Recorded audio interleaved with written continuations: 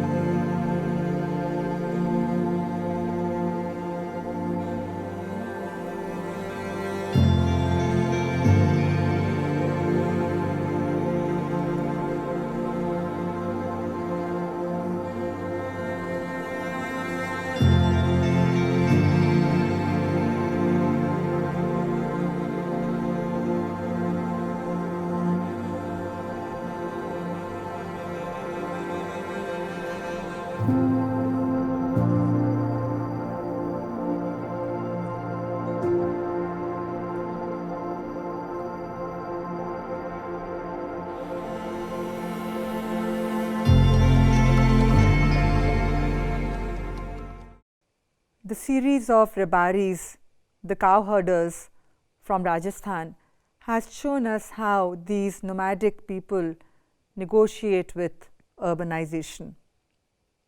In this lesson, we have learnt about the various nuances of travel photography.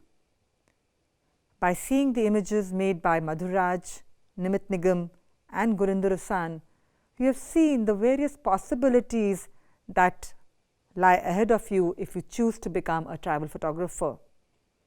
As a travel photographer, not only do you get to travel and explore the world and have many new experiences which enrich you and satisfy you, but also you carry these images to so many others who are seeking to travel, and sometimes they can make that travel and sometimes they can't, but they can get to know about the world through the photographs that you make. This is an extremely exciting field related to photojournalism, and if the photographs that you have seen inspire you, then you should be ready to make your own.